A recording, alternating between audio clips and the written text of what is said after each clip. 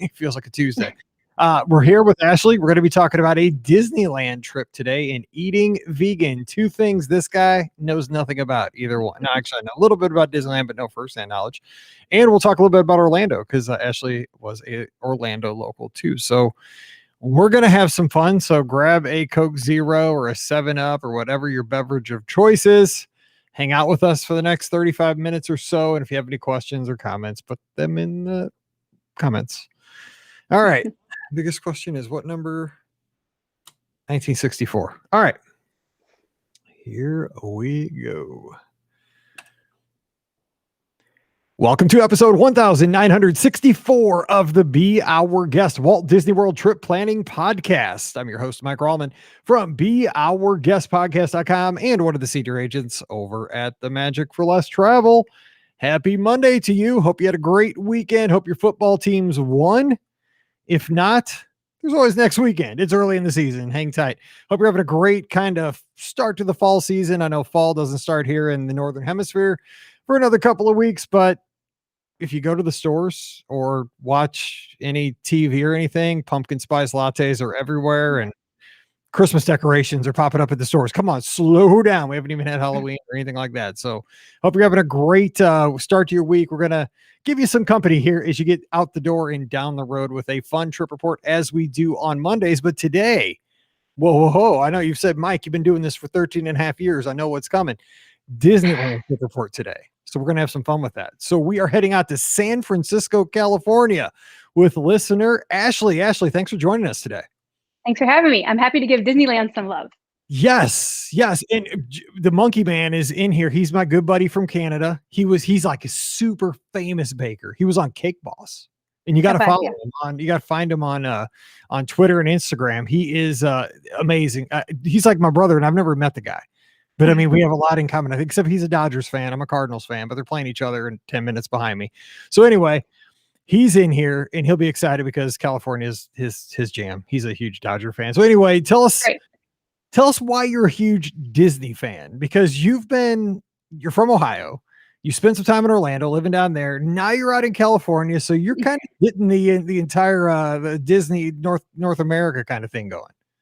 Yeah, it doesn't hurt that like a lot of my life I've lived near a Disney park. Like I'm not complaining about that at all. But yeah, I was born and raised in Cleveland, but because I was on that side of the country, since like 2-ish, I think was my first trip to Disney World. I went to Disney World my whole childhood and young adult life. And then I moved down to Orlando for college and went for college, got married there, got engaged at the Grand Floridian, met my husband, all that. And so for those 7 years, I was a pass holder at Disney World and had never been to Disneyland up to this point. And then in 2013, I moved out to the Bay Area. And obviously, that's like a 5-hour drive from Disneyland. So that's where I've primarily been going. I haven't been back to Disney World since then, but Disneyland has just stolen my heart after that. So how often do you get to go down to Disneyland? Because I mean, that's, I think a lot of folks, at least, okay, I'm being very general here, but I think a lot of folks in the Midwest think, oh, you're in California, so you're a local to Disneyland. I mean, that's the difference between San Francisco and Disneyland is greater than St. Louis to Chicago, so it's not close, but is it something that, you do like once every couple of months? Man, that's a long drive, but how often do you get down? Well, and the good thing is that like if you fly out of like San Jose, or it's basically the same San Jose or San Francisco, it's like an hour flight to LAX. So that's very quick. Obviously, if you need your car, you can drive the 5 hours as well. But previous to like COVID, I've now that I couldn't go, you've said this similar, like when you can't go, you want to go even more. But before then, I always went at Christmas. And then my birthday's at the end of January. So we would try to go around then, or like March, April, like for my birthday, a belated birthday. So I go like a few times a year, but I've been once since the park opened and I already have a few times planned. So I'm ramping up. I'm trying to like make up for lost time. That's exactly what everybody's doing. Like, I missed it. I got to make up, I've got missed 4 trips. I'm going to take 5 in 2022. It's kind of, exactly. Okay. So I've been asking everybody the same question here as we lead up here, and it's going to be here before you know it. It's like a few weeks away now. The 50th anniversary of Walt Disney World down in Florida. So if you could bring back, because you have, you're a pass holder down there, spent years down there. If you could bring back any Walt Disney World attraction, parade, promotion, restaurant, anything from the past. You got this one power. What are you going to bring back one thing for the 50th? Okay, well, I have one actually in the park, which I think counts as like what you're saying. But outside of the park, I would really want to bring back Disney Quest. Yes, yes. Nobody would ever say that. I love that. I didn't go a ton, but I can't even remember if my pass included, because at one point Disney Quest was included in one of the passes. I can't even remember if mine included it, but I went a handful of times, and it was always a blast going to Disney Quest. And I was so upset that it had closed. So I still miss it. But in the park, definitely the Great Movie Ride. Oh man, sure. Good call. Good call. So if you could, right now, Disney says have you been back to ride Mickey and Minnie's Runaway Railway? They were built. Great Movie Ride was already closed, but Mickey and Minnie's had not opened yet, so I haven't been on it. Okay, then I can't really ask you, because I always want to know, like, if Disney said, okay, here's the deal, you get Mickey and Minnie's or you get Great Movie Ride, because I've been on both, and I mean, but I'm an old fart that doesn't like change, so I'd say Great Movie Ride just because it was epic. And yeah, Minnie's is great, though. It's a great ride. Yeah, I've seen the ride throughs and everything, so I feel like I have an idea. Obviously, it's not the same as being on it, but I think I would take back Great Movie Ride with a facelift. It needed a little bit of a facelift, like, a little bit of love, but I think I would take Great Movie Ride back. Okay, so before we hop into the Disneyland trip, I got to ask you, because you're an expert, I have you on here. So being a local down there for about 7 years and going to the parks all the time. Yeah. What's that like for somebody that's like me? I get to go a few times a year. We fly down, we go for a week, we go for a Run Disney weekend, something like that. You were from Ohio, so then you got that opportunity to be a local. Did it change the magic for you? Was it something that it wasn't as special because you weren't staying in the hotels all the time? Just talk to us about that for a bit. So I would say that it definitely, yes and no. So I would say that when you're going all the time, you don't get like when you walk into the Magic Kingdom or that, you don't get that like giddiness. You're like, oh, this is fun, I'm happy, but it's not that thing. But you also get an extra thing, because like when you live down there, everybody comes to visit you, or everyone that's in town, you go to the parks with them, and that rubs off because they get that immediately. And you're in there every weekend, so like all this, and you just can take them around. So that's nice to kind of be a tour guide for people. So yes and no, it has different pros and then some cons too. So that's one of the things I always tell my wife, because she's super close to her family, and I mean, I love my family, but I don't need to see them all the time. But I mean, I think that's a lot of guys, and the difference between us. But the thing is, I can't move away from my family. And every time it gets to be like February in the Midwest, I'm so sick of the cold and the dirt. You're from Ohio, the dirty snow, like the snow is pretty, like when it falls, and 5 minutes later, it's gross. And I'm like, I just got to move somewhere. I mean, Southern Georgia's fine, but I'd like to be in Florida. And she's always like, but I won't see my family. I said, every person I've talked to that moves from the Midwest, that has family like in the Midwest, they're going to come visit. I'm like, everybody wants to go to Florida in the wintertime. We'll get to see them. We'll get a house with an extra bedroom. Yeah, I haven't. They flock down in droves when they know they have somewhere to stay. Right. And then someone's familiar. You'll get sick. You'll see them more than if you stayed up in the Midwest. Okay, I feel. Whoa. Okay, so I love. Maybe put that plan on hold. I love my in-laws. I don't know if I like them staying at my house all the time. It's like, it's fun to go visit. Yeah, you become Grand Central if you live near Disney. Like having the birthday cake, good Thanksgiving meal, then I go home. So that's kind of how that all works. Okay, so let's hop into your Disneyland trip. So tell us about the one you want to talk about. I know it was a friend's trip, a couple of days, Disneyland. So talk to us about the planning first and how it came together. So during COVID, I was like, everybody's depressed and everything. And I'm like trying to look forward to something. So I did a group text with my group of friends. And I said, okay, like when this is all over, quote, air quotes, when this is when this is possible to happen, we'll say that, like Disneyland trip, like question mark. And like several people were like, yeah. So we kind of kept that. I was, that possible planning was in the future. So when I was the last to get vaccinated, my friends, because my friends like are teachers and stuff like that. So when I was like fully vaccinated, I said, okay, remember this text chain that we had? Like, can we get this going? So it ended up just being me and one of my other friends, like one other girl. And I was like, that's fine. Like, still want to go? She's like, yeah. So I was like, okay, we'll go. So, so she, my friend Lizzie, I went with, and she never been to Disney World. And she, hadn't been to Disneyland in like 10 years. So I was giddy about that, because I was like, okay, there's a bunch of stuff, and she had never been to DCA.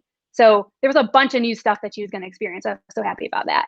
So I for this trip, I wanted to do Blue Bayou and I wanted to do Lamplight Lounge. So a big part of planning was trying to get those reservations. I lost like several nights sleep, like setting alarms every half an hour from like midnight to 3 a.m. to check the reservation system. And I ended up getting both, but it was a sacrifice. Like it was not easy to get them. Well, I mean, and everybody listening today is like nodding right along with you, right? Is it a good Disney trip if you don't lose sleep for some kind of planning issue prior to the? I mean, I don't think I've ever had one, and I do this for a living, so I lose sleep for other people too. So yeah, that's Yeah. we all get it, but it's worth it in the end when you get what you're looking for, and then you can go in. Now, this was also, I think it's super exciting when you get to take a friend that doesn't have the experiences you have. I mean, when it's kind of like when people say, "Oh, I get to take my kid for the first time" when they're like 5. You know, they've been watching Disney Junior and they get to see the character for the first time. Did you kind of get that when you guys arrived? I mean, was she like so excited, and you were just so excited because of that? Well, I probably like overwhelmed her. I'm a bit because like a month before we had the plans and we were hanging out. I'm like, so Rise of the Resistance, and we have to do this, and we have to be out, and we have to. I need you to help me, and this ride, and it's different here, and I mean, and she was like, okay, that sounds fun. Like I trust you. But I think I was. Let me keep up. That's what I was. Yeah, I say I run races, but I don't run in the parks. I walk fast though, so stay with me. You know. Yeah. Oh, no, she was excited, but I think I was like overwhelming her with my excitement. Very cool. So now let me ask. So now, did you guys stay? Where'd you guys stay when you were down there? Did you guys stay at a Disneyland, one of the on-site hotels, or did you stay off-site? We stayed off-site because, as I'm sure you know, and people that have been to Disneyland know, like off-site is like a lot of the off-site hotels are closer than the Disneyland Hotel in Grand Californian. So, and a lot cheaper. The hotels there are really expensive, and there's only 3. You know, so you don't have a ton of choice. So yeah, I've only ever stayed off property at Disneyland. Yeah. So do you have a recommendation? Because my guests are always asking, you know, get some reviews for offsite hotels that work out well. So did you stay at a place that you thought good value, and did it work out okay? So I stayed at the Best Western. I think there's a few Best Westerns on Harbor, which is that main road. But I stayed at the Best Western. I think it's called like Mini Suites Plus, I believe. It's the one that's right across from the crosswalk. Like it's like a 2-minute walk to the security on the Esplanade. So you cannot beat the location of that hotel. And the room was really big. I mean, it wasn't like the room was fine. Like it was comfortable and everything, and the beds were comfortable. But the location, you just couldn't beat it. So I would definitely stay there again. I quoted that one for a guest just last night. So okay, great. Yeah. That's good stuff. Okay, good. Yeah. Okay. So let's talk about, you guys get there, you have all your plans laid out, your friends like just holding on for dear life because you're so excited. So how does it go when you first get there? I mean, is it just like goosebumps and you know, walking down Main Street, or did you guys go to DCA first? I don't know where you went first. Right. Well, she actually did literally hold on to me. If there was a crowd, I was like, grab onto my bag. And she was holding on to me like a kid with her mother. So that actually happened. So, but, well, the night before we did not sleep at all because I was so nervous about Rise of the Resistance, and I had completely freaked her out, totally freaked her out. So we didn't sleep. We were up at 5:45 laying there and everything. But we did get them. I got group 23, which was my first time doing a virtual queue. So I was like really happy with that result. It took me a minute to come down from that. My legs were like wobbling. But yeah, we did rope drop. So we did that, got the boarding pass, and then did rope drop. And we did Disneyland first. So we were there and we went left into Adventureland first. So that's where we started. So is there any question that you were going to do Disneyland first? I mean, so obviously I still haven't been to Disneyland. I'm going to rectify that here very soon. I said COVID kind of woke my eyes up to that when I couldn't go. I'm going to make sure I do before it all started, but there's no way I could go to DCA first. I mean, it's right. I don't know if there was I think there might've been something about on-site guests may have gotten something like a magic hours type of situation. And it was, you know, I did the opposite. Yep. So I think Monday was DCA, I believe. And so I did Disneyland. But even if that had not been the case, I probably would not have done DCA. And I was so nervous for Rise. I just wanted to get that done on the first day. It's like the Disney lottery. It's like, oh my gosh, I won. You know, I got my spot. And 23 is a good group. I mean, that's something that's going to happen. Hopefully it happens pretty quickly in the day. So yeah, we were called by 9:30. Oh, perfect. So. Okay, don't want to rush it. Okay, so you guys go into Adventureland. I love Adventureland at World. It's one of my favorite lands. So walk us through how the day progresses going through Disneyland, like some of the unexpected things that happened or some of the, you know, just highlights of the day. So I am very type A, so I had like listed out what attractions in like order we were going to do them. Uh, and that totally immediately just got destroyed and like didn't happen, which is fine. But I feel like it's good to have a plan in case it works out. But we immediately went to Indy because Indy is like one of the best rides at Disneyland. It's amazing. And it has like one of the longest lines too. So we went right there and they're like, "Oh, it's not open. Keep walking. Keep walking." And Oh, everyone's like, "Okay." Keep going, going. So Pirates is after that. So that was gonna be the next one. And they're like, "It's not open. Keep going." Everyone's like, "What? These are like what's two open huge around this attractions. place? Like Exactly. the park is open. Like please let us in, right?" And I'm like, "Oh my gosh, my whole plan is falling apart." So then Haunted's after that. So they finally let us get in line, and we got on Haunted for the first attraction. So basically, in later in the day, we had to backtrack on Pirates and Indy. But yeah, so we basically did Adventureland and then just cut over to Fantasyland, and we were just in there until we got called for Rise, and then we just shot right over to Rise. And I have not been to Batu or been on Rise or anything like that before, so that was a first for both me and my friend. Okay, so let me ask you about that because that's something you guys both had for the first time that was new, and I can kind of relate to that because I've been to Galaxy's Edge at Walt Disney World many times at this point. Are you any kind of a Star Wars fan or just casual or? I'm very, very casual. Okay, Like I so don't dislike it by any stretch, but I'm very casual. Like I feel for the people that's like the whole point of their trip. Like I can't imagine how heartbroken like big Star Wars fans, adults and children would be if they didn't get on Rise. Like I would be disappointed because I have heard it was so hyped and everything. And for once I stayed away from spoilers. That's not me, but for that ride I did stay away from as many spoilers as I could. So um so yeah, I'm very casual, but I was very excited to get on it though. So what'd you think of the land overall though when you went in there? Because you've seen Walt Disney World, you've seen Disneyland and all the theming. Was it what you were expecting? Was it more just as far as seeing the Millennium Falcon and all the other, places inside that too? It was definitely immersive. It met that kind of like check that box of being super immersive. The one thing that people have mentioned that I did notice was like the lack of characters. Because like you go into different parts, like especially in DCA. In DCA, there was characters everywhere. Like you just were walking by them. They're over here. They're over there. In Disneyland, there wasn't so much, but in like Galaxy's Edge, there was no characters. So it kind of that was a little bit of a letdown. But as far as like immersive, like the market and everything, like the bazaar or that kind of feeling area, it was so cool. Yeah, Okay, so I gotta ask it because I stayed away from spoilers too for Rise of the Resistance. I mean, that was hard because it's I didn't everywhere. right when it opened, and I'm like, every Monday, like, oh, we did. I'm like, stop, don't, did you like it? Just don't tell spoilers. So, and I'm still trying to stay away from a lot of spoilers because I know a lot of people still haven't had that opportunity because of COVID. But to me, it is the most immersive experience. It's not even a ride. It's not an attraction because there's so many aspects to the overall experience. It's the coolest thing I've seen in a theme park, bar none. So but I'm a huge Star Wars fan. So what were your thoughts? Well, yeah, I feel you don't have to be a fan. You definitely don't have to be a fan. Just like you don't have. I did not like the movie Avatar, but Flight of Passage is a completely different experience to watching the movie. To me, I could really like that attraction. So I feel like Rise is the same. Like I do like the Star Wars movies, but it's a completely different experience from those. Like you don't have to be a fan.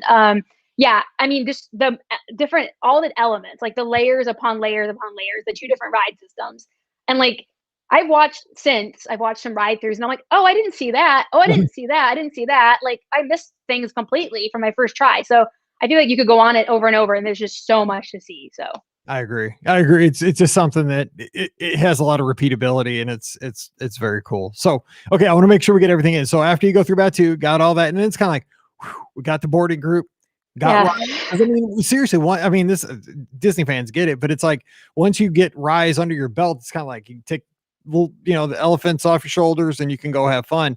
So how does the rest of the day unfold? Did you guys stay there from like opening to close and did you just keep going and going and going? Did your friend hang on? I mean, hopefully you didn't shake her. I mean, yeah, how'd it go? Yeah, she hung on. She hung on. Yeah, and we did open to close. And we after that we like took a break and got like some blue milk, green milk because those are plant based. That's coconut milk, Yeah. coconut and rice milk. So that's vegan friendly. And Mickey pretzel, which is also vegan friendly, no cheese. Um, and yeah, we just took a breather after that because it was quite intense up to that point. but yeah, we basically jumped around depending on the wait times. Then we just bounced around. We didn't even go into Toontown. We didn't even walk over there because we just had, it's just, you can't do all the attractions in a day. And I didn't even remember that it was there. Honestly, I'll have to take one next trip. I'll have to like stop and go over there. But yeah, there's just so much you just can't possibly do it all in one day. But we just kept writing things, and then we went to Blue Bayou for lunch because we didn't want to do a dinner. We wanted to do a sit down lunch, like get out of the heat. And I wanted to give her a break. I could have gone all day, but I wanted to give her a sit down break. And it was kind of a belated birthday lunch for her. So, and we had both never done Blue Bayou. I'd always like looked at it as you go, because it's part of the Pirates ride, similar to Mexico. Right. So we just took the plunge and did that, and it was really cool. Do I have to do it again? Probably not, but I wanted to do it once. Really? See, now I always eat at Mexico at Epcot at San Angelo Inn just because I don't even know really, and I'm a big Mexican food person, but like I don't even really on the menu, it's all fancy stuff, and then they serve it to you. It's dark as a dungeon in there, so I don't know really what I'm eating. I know it's some kind of like a burrito enchilada thing with some beans. I don't know, but I love it because of the atmosphere. I love seeing the pyramid there and the smoke coming out of the top and the boats going by. And so you said you don't have to do it again, which that's kind of the thing. I know this sounds crazy because I want to do Pirates and I want to do like Alice in Wonderland, all the stuff that you can't do, the Casey Junior Train, all the stuff that's at Disneyland that we don't have, Matterhorn. But Blue Bayou super up there on my things to do. So I mean, is it for a first timer? Is it something you have to do? Do you think? I would say you don't have to do it. So I do immediately compare it with Mexico at Epcot. It's even darker. Like when you walk in, they're like, okay, there's a step here because you are blind. You are completely blind. And I was actually, oh God, like the guy's kind of like walking slow in front of me, and it was like dangerous.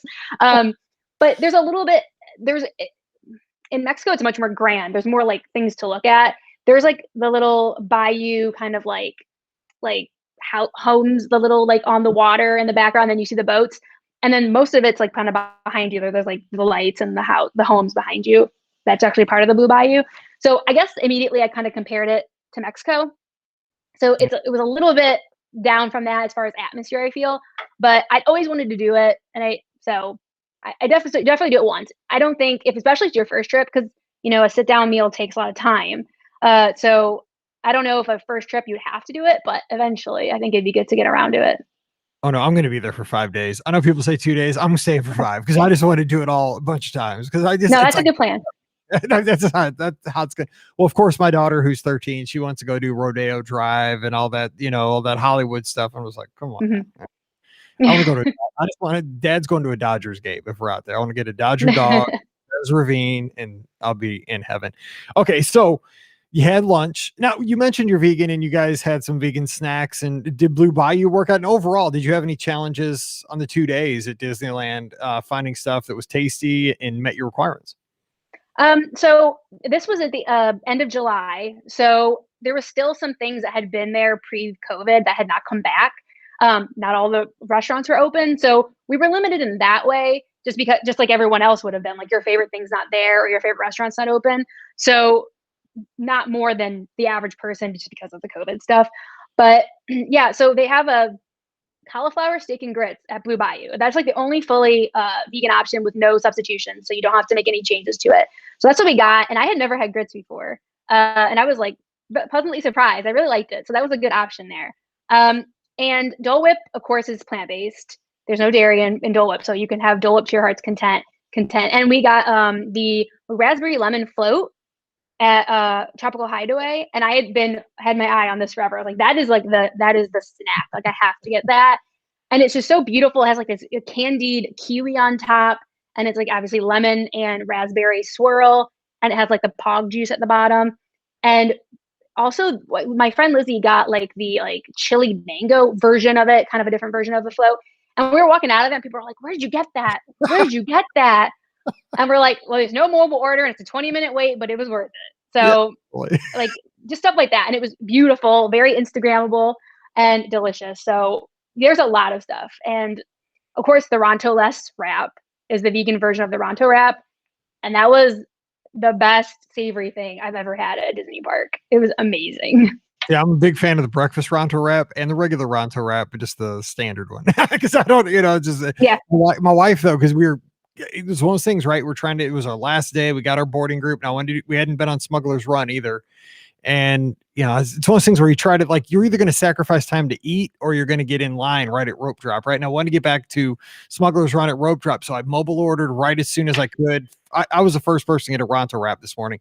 Grabbed that. My wife's like, here, I'm going to get you one so we can have something. We can eat it in line for Smuggler's Run, kill two birds with one stone.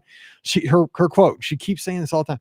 I'm not having a hot dog for breakfast. And I'm like, it's not a hot dog. It's a Ronto wrap. She's like, it's a hot dog in a little pita. I'm like, no, stop. Yeah. It's got bad too. It's not a hot dog. I'm on team not a hot dog. It's definitely not a hot dog. But they do have a vegan version of the breakfast one too, which I did not get because I was like, I don't care about food. I just need to get on the rides. Later, I'll worry about food. So, I didn't get to try that one, but I would like to for sure. So how's the rest of the day go? So you guys get your snacks, Blue Bayou, go through. Were the crowds good too? Was it low level? Was it busy? And were you able to get in as much as you were thinking you would going in? Yeah, these crowds were pretty good. I think the longest wait we had was Smuggler's Run, which was like 35 minutes. Everything was like well below that. Wow. And even like at the end of the day, we were like, hey, we're running out of time. We got to start getting our fireworks spot. We haven't done Indy yet because they kept us going in the morning. And that's at like a 60-minute wait. But it just went, or it was like a 50-minute wait or something like that. But it was like super lower than that. So I think the longest we waited was about 35 minutes. So then after Indy, we went and got our spot on Main Street for Disney's Mix Magic, which I had never seen before. I knew it was like a short show, and it was like remix music. That's all I knew about it. And so we're standing there waiting, it's getting darker, and people behind us are like, are you ready to rave to each other? And my friend and I are kind of rolling our eyes like, okay, like calm down, like a rave. But no, it was like a rave. People brought all light up stuff, and we're like, oh my gosh. And like, it was the best, most fun Disney fireworks show I've ever seen. I know some people hate it, but it was short. It was like 10 minutes or under, but it was so fun. Like constant energy. It never stopped the energy the whole time. I loved it. That's how Midwest people think everything is in California, right? It's like it's a rave. Like the lights go out, it's going to be a rave. It's California. So no, I love that though. That sounds super cool that everybody, and I would think too, because Disneyland is a locals park that's kind of changing with all the ticket changes and all the different things have been instituted, over the past few months. But it's a place where I think that not only are folks, like you coming from San Francisco, which is semi-local, but you get those folks who are just glad to be there. And especially in these times, it's really kind of the hardy Disney fans that are excited to be there. It's not like, oh, I don't know what I'm doing. It's for the most part, it's super fans, I think still. Yeah. People came prepared. Like they knew what was going on, what was going to happen. Cause they had their light up masks were lighting up and their ears were lighting up. And I was like, we obviously missed like the memo on this. Cause I would have brought light up stuff if I had known this was going to be like an entire like 10-minute dance party. Everyone's dancing. I was so pleasantly surprised. Like, I can't wait to see it again. I really can't. All right. So everybody, you heard it here first. You head to Disneyland, go to the dollar store, get the stuff, glow sticks. Yeah. Glow sticks, all that stuff. Like when I was 8 years old. Yes. Perfect. Okay. So is that how you wrapped up that day? You went back to the hotel and DCA the next day, or how'd it go? Yeah. So we still had an hour before the park closed. I was like, no, we're not going anywhere. We're going back in. That's the best time of the day though. Honestly, I love that last couple hours of the night. That's the best. Yeah, so we had an hour. So the plan was to try to get Matterhorn, and I am not a Jungle Cruise fan. That's unpopular opinion, but I just don't like the ride. But I had heard somewhere a long time ago that it was better to ride at night, and I did want to see all the changes that they had made. So we got on Matterhorn. We did single rider, but we ended up right behind each other, like right in a row, because it's single, kind of like single file riding. So I love that when you're in single rider and you still end up in the same car. That's happened to me. Nothing better than that. That's happened to me on test track a couple of times. You're like, I just beat the system. Yeah. You're like, ooh, I'm doing something bad. So yeah, we went on that. And I think they had given that some love because that had been obviously closed during COVID, but also closed for refurbishment since the opening. So they kind of had given it some love. So it was really nice. And I had never done it at night before. I'd only done it during the day. And of course I heard you have to do it at night, and it was a great ride at night. Cause you're going in and out of the mountain and then you have all the lights and everything. So that was really great. And then we hurry up rushed to Jungle Cruise and got in line for that. Wasn't a good cruise. We were stuck. Boats were backing up. The girls like trying to come up with more puns and more jokes as we're just sitting there looking at the same scene over and over. It was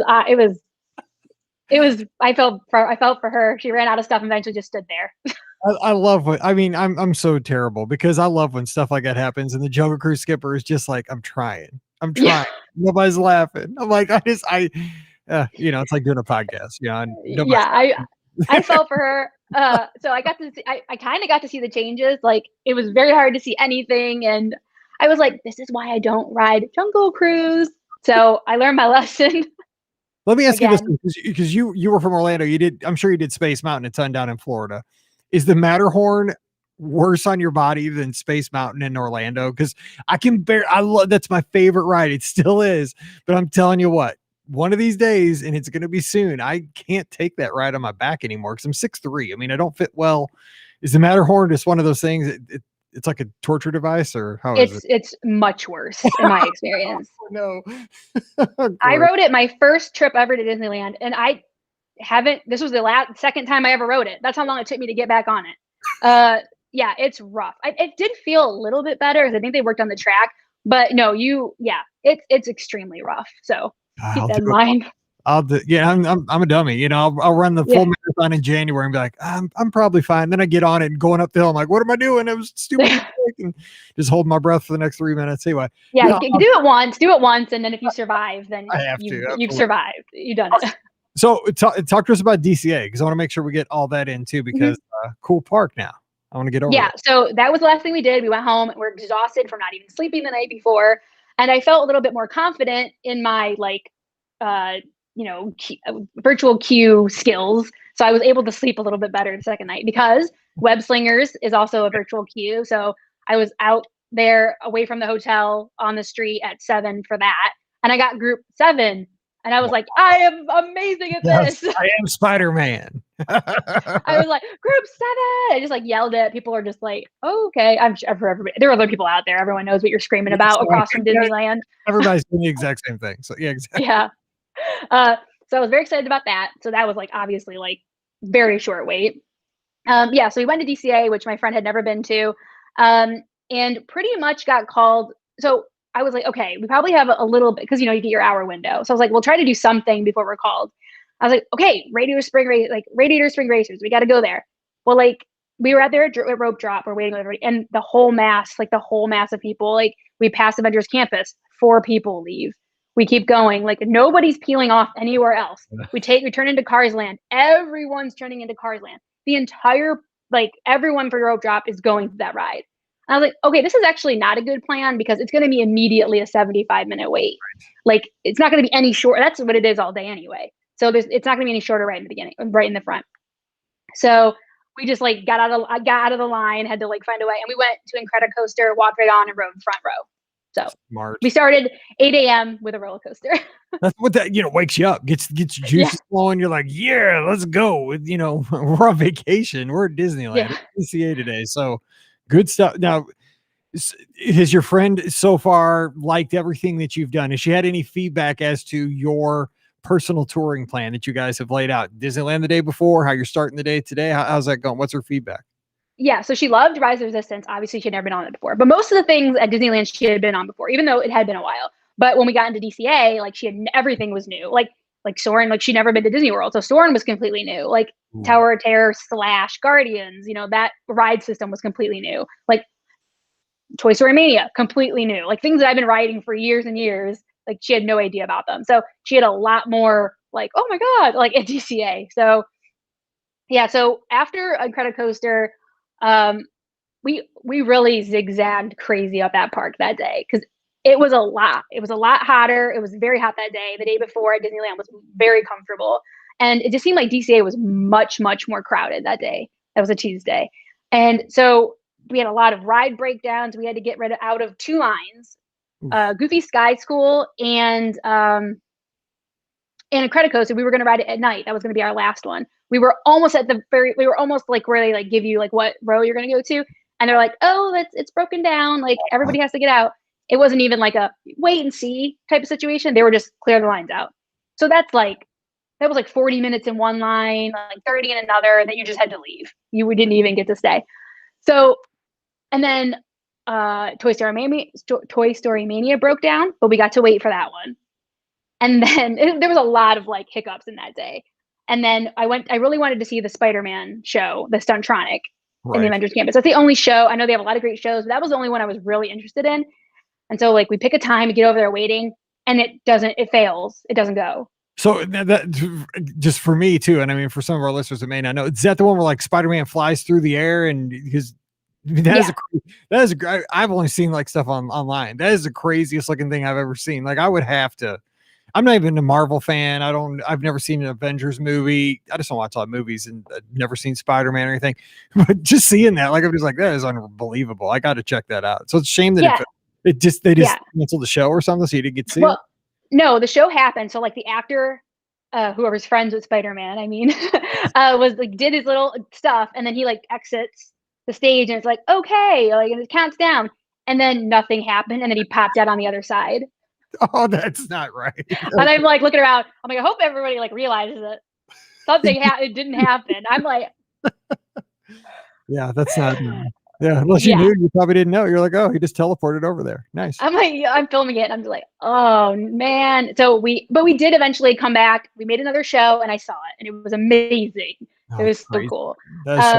What was the whole area? But I'm That's something new for everybody. I mean, is there anything in there not to be missed other than that show? I mean, did you guys do web slingers? What'd you think? Yeah, so we got called pretty early for that because we were group 7, and I wasn't as hyped for it as I was for Rise, even though I am like a Spider-Man fan. He's like one of my favorite like superheroes. But I kind of had heard like what it was. It was like kind of like a more like physically involved Toy Story Mania, and I still preferred Toy Story Mania over it. Like I wouldn't be upset if I didn't get another boarding group for it. I mean, the thing is that that's what I tell everybody, because I have all these friends that, they're going for the first time and, they like I said, they haven't been in 10 years. Everything's different. And I tell them, there's different stuff for different people. Cause sometimes people get back and like, I don't like Flight of Passage. And people are just like, you don't like Flight of Passage. I mean, cause you just mentioned you like it even because I've never seen Avatar myself. And you said you didn't like the movie, but you like the ride. But the way I look at it is like Disney's got different stuff for different people. I'm fine that I don't like Flight. I love that I don't like Flight of Passage because then I don't have to fight to get on that ride because it's a pain in the butt sometimes. Where I like Na'vi River Journey. If I had to pick, if they gave me a fast pass for either one, I'd do the Na'vi River Journey. I know. Oh, that hurts. It's like a really cool, like brightly colored, great music, small world kind of thing. I don't know. I'm okay, getting that's fair. That's fair. Yeah. Anyway. So I'm glad I went on it. It was interesting to like try to sling webs, with your arms and stuff. And I didn't realize that. I knew you had to like, do the typical like web slinging like hand movement that you see him do. But other things like you could grab and pull things down from different places. So that was kind of cool. Right. But I don't know, it just didn't hit for me really. So I would go on it again, but because it's a virtual queue, I don't think I would be upset if I didn't get to go on it again. But Avengers Campus in general was fairly small. I think there are rumors of plans to expand at some point, but the first kind of like phase, it's pretty small. It's cool. It's different because it's like, it's not a fantastic, I mean, obviously superheroes are fantastical, but it doesn't look like a fantastical world. You know what I mean? So that was different. But yeah, it was good. And I had never been on Guardians before because I think the last time I don't always go to DCA. Sometimes I just go to Disneyland. So I think the last time I was there, it was being refurbed. And that was the most fun ride of the day. I loved Guardians. I prefer it over Tower of Terror. I'm putting that out there. I've heard that a lot from even, like the hardiest Disney fans. I've heard that many times. And I think it's because, again, I haven't seen any Marvel movies, but what I always hear is that Guardians like that franchise has a lot of heart, has a lot of humor, and people music connect to the music. You're right. Like the mixtape and all that stuff. Like people really tend to connect with that franchise or those characters more than they do like a standard superhero, like you said, like a Spider-Man. Like that's a whole different kind of feeling. And that's what I'm guessing that people, because when you mess with something like Tower of Terror, that's a pretty beloved ride. And I thought that's kind of a your big risk there for Disney, but almost to the person, everybody's enjoyed it. It's a fun new experience. Yeah, I'm a Tower of Terror fan. Like, I love the, like, vintage aesthetic. So, like, even, like, the lobby and stuff, like, I just love that. Like, I could look at it all day. I love that part of the ride. But as far as the ride itself, it is so much more fun. Like, there's no, like, feeling scared. It's just fun Mhm. the whole time. And, like, each like, there's, like, several different soundtracks depending on what car you like, what elevator you get on. So, not necessarily, I think there maybe there's, like, 3 or 4 different, however many, elevators there are. You get a different, like, song to, like, fall to and stuff. So, we went on it twice, and, my friend Lizzie said that Incredicoaster and Guardians were her favorite rides that she went on. So, That's what I was going to ask you at the end. That's cool. Yeah, that makes me feel, because I love hearing when people haven't done things a million times, what sticks out to them, because it helps me, as a travel agent, it helps me with my guests that hey, I don't know what, but again, it could be totally something different. But I'm just like, hey, don't give this one a try, don't miss this, and that's interesting. So we have about 5 minutes left. So give us some more of the highlights of DCA and kind of the overall thoughts on the trip. I'll make sure we get all this in. okay, so I'll get some into the food of DCA. So Oh yeah. we got a reservation at Lamplight Lounge, which is really nice because you're semi outside. We sat at the bar, and you just had the whole view of Pixar Pier. Like, you could see all the rides going, and the water. It was a really nice area that we were seated at, and like now they have way more vegan options, like easy to get. Then they had still, COVID, they were still bringing back things, but what we got was the pastrami spiced Impossible Burger, and it had like pastrami place, like a possible impossible patty, obviously, and like pineapple and like pickles and stuff on it. And it was really good. It was almost too meaty for this vegan. It was like a little too realistic, That which sounds is a thing. that sounds good to me, actually. Well, yeah, it's kind of meant to be like a crossover thing for people, but that are like transitioning. But it was just, there was enough toppings on it that I was like, oh, this is good. But now they have like for now they have their brunch, and they have like potato flautas, and they have other things for dinner as well that you can get. So I would like to try some of their other options. And I also got the Pixar Pure Frosty Parfait, which is that yellow lemon, so the yellow lemon Dole Whip with the blue raspberry like slushy at the bottom. Mhm. So it's like the blue and the yellow slushy.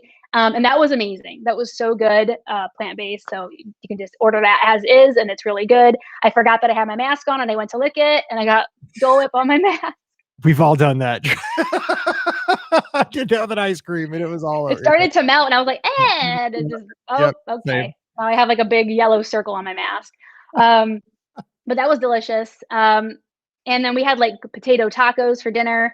Um, yeah, it was a really good day. That day was like I said, had a lot of hiccups, but we just were running from one side of the park to the other. But it was really good, and we left the park exhausted but happy. So, I mean, we usually talk for like a week on these shows. This is 2 days full of just so much information and so many fun Yeah. stories. But as we kind of wrap this up, what advice would you give somebody who maybe is headed down for one day Disneyland, one day DCA, and they want to get the most out of it? Because maybe did you do too much? Did you get just the right amount of stuff in? Did you miss something that you wish you would have done now looking back later? What advice would you give somebody that's got this brief time to go see both parks? Yeah, so DCA is, I think, very doable in a day. I mean, you won't be able to do every single thing, but the big everything big you can do, and you can pick some things that are not as quite as popular, and you can get pretty much everything done at DCA. It's a very doable park in a day. Disneyland, not so much. Like, there was stuff that I love to go on, like Star Tours, that I just didn't get the time to go on it. I did get to go on the train, which is always a must. Right. Um, but yeah, I think just write down like your top like 5, maybe 10 might be pushing it, depending if you're especially if you're a first timer. Maybe like your top 5 attractions that you have to get. And then everything else is like more, or like maybe like the like main snacks you want to have. If there's a restaurant like that you have to do. That way you're not disappointed by like making a list of 25 things, and if you don't get to it, you feel disappointed. So kind of keeping your expectations there, because Disneyland has a lot of attractions. It has more attractions than the Magic Kingdom, I believe. So even though it's like a smaller park, so there's so much to do to the Disneyland park. And as far as like the vegan and like plant-based thing, most of the menus have a little green like leaf next to it, and that means it's plant-based without modifications. So you just order it. You don't have to change anything out. Some things you can ask for substitutions, and then it would be suitable. But for Disneyland, I really recommend following Happiest Vegan on Earth. So she's a local vegan that's in the park all the time, and she has a website. She's got an Instagram. She's got a YouTube, and she asks all the questions for you. Like she goes to the park and asks about this, looks at ingredients for you. And sometimes Disney makes a mistake and something's labeled vegan and it's not. And she's like, on it. So we know not to get that until they fix it, right? So, and then for Disney World, vegan Disney World is also similar help for that, because there's a lot of great stuff vegan at Disney World too. So very cool. Hey, Ashley, I appreciate you taking the time. It's been a lot of fun just as a Disney fan, of course, not vegan here, but it's great because there's so many listeners that probably are. And, not only are we just kind of having some fun going down the road, hearing about all the rides and the fireworks and going to Blue Bayou and all that stuff, but we're learning something today. It's because of you. So Ashley, thanks for taking the time, and hope to talk to you soon after your next big Disney adventure. Hey, thank you. All right. Don't forget, today's show brought to you by the Magic for Less Travel. Check them out for all of your Disney trip planning needs. We'll take care of you. Disneyland, Walt Disney World, Disney Cruise Line, Adventures by Disney. Just drop by the website, themagicforless.com. Great trip planning tools there. And while you're there, fill out the quote form. Mention the show when it comes to me, and we'll be planning together. So check them out today over at themagicforless.com. Please also use our Amazon affiliate link, VRGuestPodcast.com/Amazon. That one extra click does help support everything we do. So use it as often as you can. VRGuestPodcast.com/Amazon. And also, please, actually, thank you to our patrons. I forgot what I was doing there. Our patrons make all this podcasting possible. I thank each and every one of you so very much. It means a lot. It keeps us on the air, and our patrons get an extra show every Thursday called Mike in the Midwest. For more information on becoming a patron yourself, just visit patreon.com/Be Our Guest Podcast. Follow the show on Instagram and Twitter at Be Our Guest Mike and at Be Our Guest Pod. Give us a follow over on Facebook and YouTube so you know when we go live. And of course, join us this Sunday night. It's you, me, and Scotty G. We take your calls for an hour, talking all things Disney this Sunday night, 7 o'clock Eastern, 6 o'clock Central on YouTube or Facebook. You pick. We're in the same place at the same time. It's incredible. It's technology. All right. So we are going to get out of here and let you get on with your week, but thanks for kicking it off with us. Really, it means a lot. And I appreciate you taking the time to listen to the show. A lot of fun today too, because we got to talk Disneyland. So for Ashley, I'm Mike, wishing you a great Monday. Time to get to work, and we'll see you real soon. Thanks, Ashley. That was awesome. Right. Look at all those great comments. I think Brittany's your friend, maybe, right? I'm guessing. Oh, my sister. I was gonna say, it sounded like she was like, she knew you or something. Yeah, my little niece is probably watching too. So that's probably why she has it up on the TV. Very cool. Hey, thank you for taking the time, because I know you're busy, and I appreciate it. It's a great show and everybody's going to love it. Very great. Thanks for having me. Anytime. Thank you. You have a good evening. All right. You too. Bye. Bye-bye.